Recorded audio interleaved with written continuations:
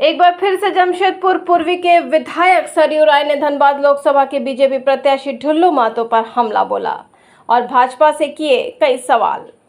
Dhanbad Lok Sabha seat से BJP के घोषित प्रत्याशी ढुल्लू महतो कई संगीन धाराओं में मुकदमा दर्ज है। अगर इस पर स्पीडी ट्रायल हुआ तो 5 से 10 वर्ष की सजा होगी।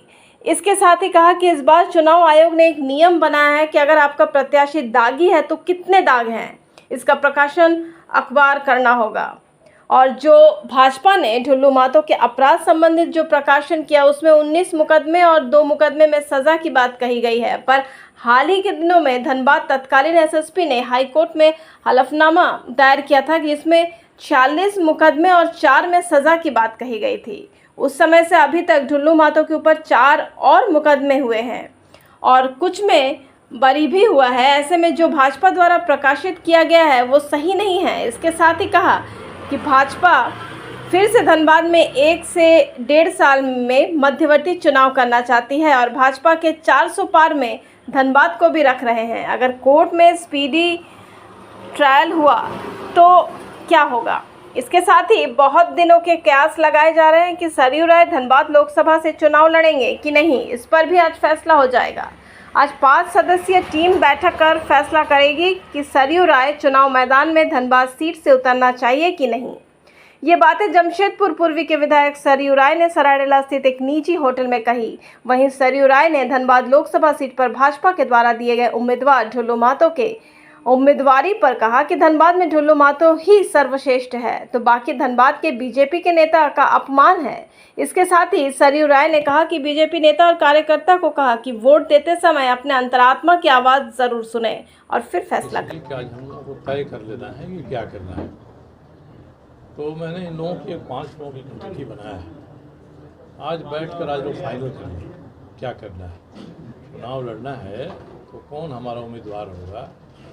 मुझे कहेंगे मैं होऊंगा, उदय जी को कहेंगे होंगे, कृष्णा जी को कहेंगे वो होंगे, यानी जिसको भी तय करना है ये लोग आज तय करके घोषित कर दें।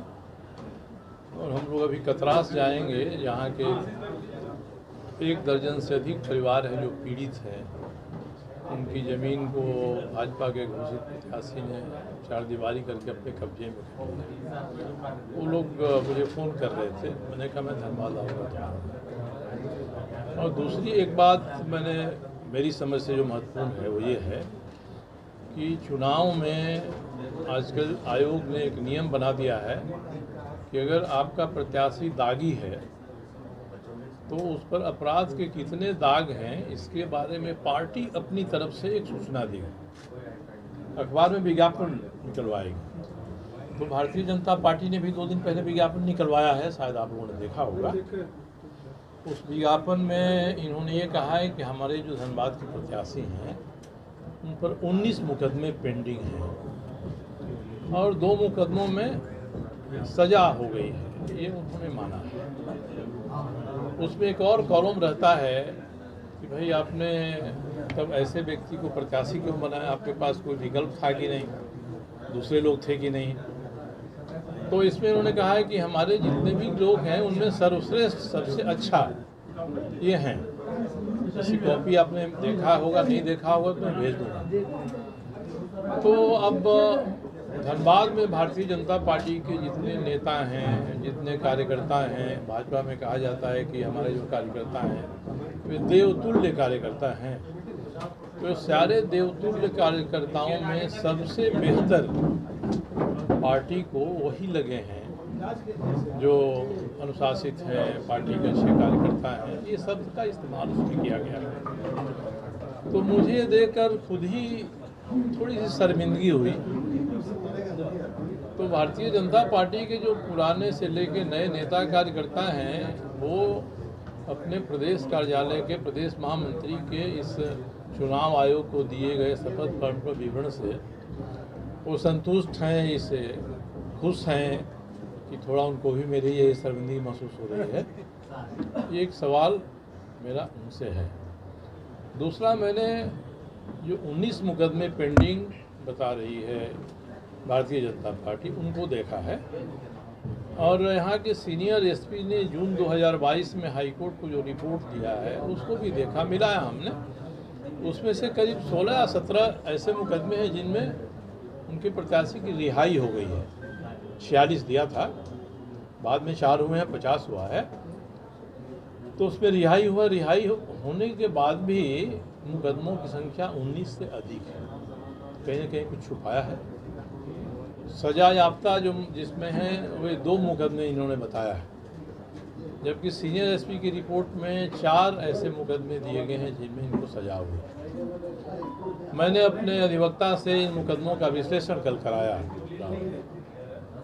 उन्होंने मुझसे कहा है कि एक मुकदमे में तो 10-10 धाराएँ, 8 धाराएँ हैं, 11 धाराएँ हैं, मगर 22 ऐसी धाराएँ हैं जिनमें ट्रायल हुआ तो 5 से 10 साल तक की सज़ा हो सकती है। ये उन धाराओं का आईपीसी की जो धाराएँ हैं, कोई भी आईपीसी में देख सकता है। तो ये ऐसी धाराएँ हैं। तो मेरे दिमाग में यही आया कि भारतीय जनता पार्टी अगर 400 पार में धनबाद की सीट को भी रखना चाहती है, तो क्या वो मध्यावधि चुनाव आमंत्रित करना चाहती है? क्योंकि हम लोग तो प्रयास करेंगे कि इन सारे मुकदमों का स्पीडी ट्रायल हो।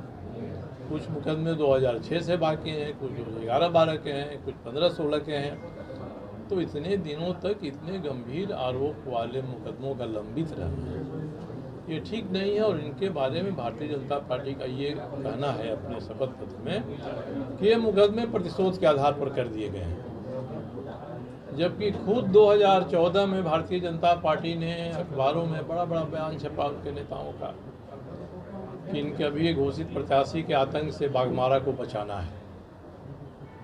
तो उस समय तक जो मुकदमे थे वो प्रतिशोध के मुकदमे नहीं थे, और आज चुनाव आयोग के सामने दे रहे हैं कि हमारे सबसे अच्छे सर्वश्रेष्ठ कार्यकर्ता हैं। तो इस बात को भाजपा के समर्थक, भाजपा के शुभचिंतक, 400 पार जाने में आस्था रखने वाले लोग, ऐसे सारे लोगों को एक बार विचार करना चाहिए।